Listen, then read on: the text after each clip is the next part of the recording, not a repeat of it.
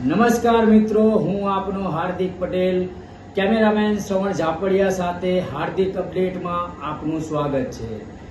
ગઈકાલના રોજ મારું જ્યાં ભણતર થયું છે એવી સ્કૂલ કરતા આશ્રમ કહીએ તો વધારે સારું એવું રહેશે। સર્વ વિદ્યાલય કડી આશ્રમમાં અમારા 2007ની બેચના જે વિદ્યાર્થીઓનું સંમેલન કાલે યોજાયું હતું।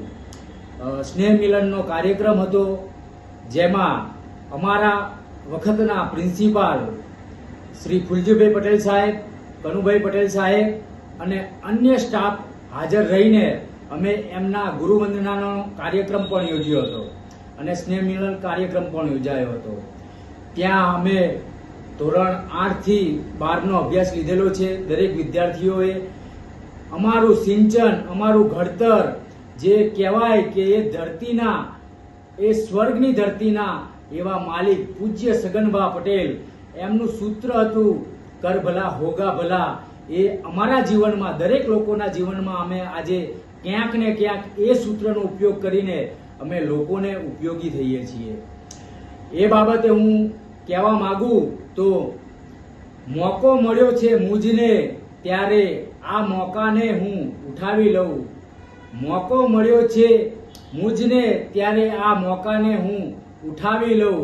સૌ પ્રથમ કુદરતનો, ત્યાર પછી પૂજ્ય સગનભાનો અને ત્યાર પછી પૂજ્ય સાહેબ, સ્વર્ગવાસ સાહેબ શ્રી માણેકલાલ સાહેબનો મોકો મળ્યો છે મુજને, ત્યારે આ મોકાનો લાભ હું ઉઠાવી લઉં। આપ સૌનો આભાર હું માની લઉં, આપ સૌનો હું આભાર માની લઉં।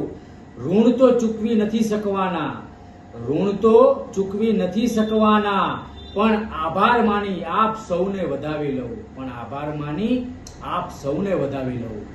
આ ગરિમાપૂર્ણ કાર્યક્રમ સર્વાંગ સફળતા માટે અનુભવી માર્ગદર્શન હેઠળ તમામ લોકોએ જે મહેનત કરી છે, મિત્રોએ, સ્નેહીજનોએ, એવા બ્રિજેશભાઈ પટેલ, બિમલભાઈ પટેલ અને સમગ્ર ટીમનો હું ખૂબ હાર્દિક અપડેટ્સના પરિવાર વતી અમે ખૂબ આભારી છીએ કે આ સરસ મજાનું આયોજન ગોઠવીને આ બીજી શિડ્યુલમાં લોકોને સમય નથી હોતો, પણ એવા સમયમાં આટલા લોકોનું સફળતાપૂર્વક જે આયોજન કર્યું એને અમે ખૂબ દિલથી વધાવીએ છીએ।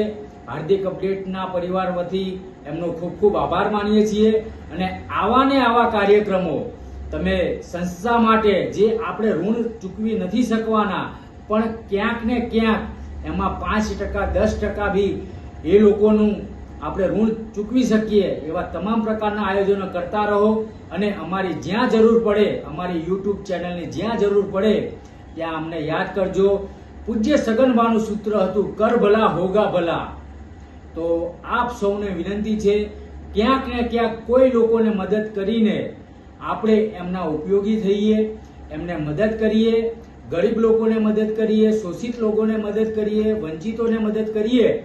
અને સૌને, આપ સૌને હું એક નમ્ર અપીલ કરું છું કે અમે જ્યાં ભણ્યા હતા તે સ્કૂલ નહીં પણ એક આશ્રમ કહેવાતો હતો, ને એ સંસ્કારોનું સિંચન આજે અમારા જીવનમાં થયું છે, એનો અમને ખૂબ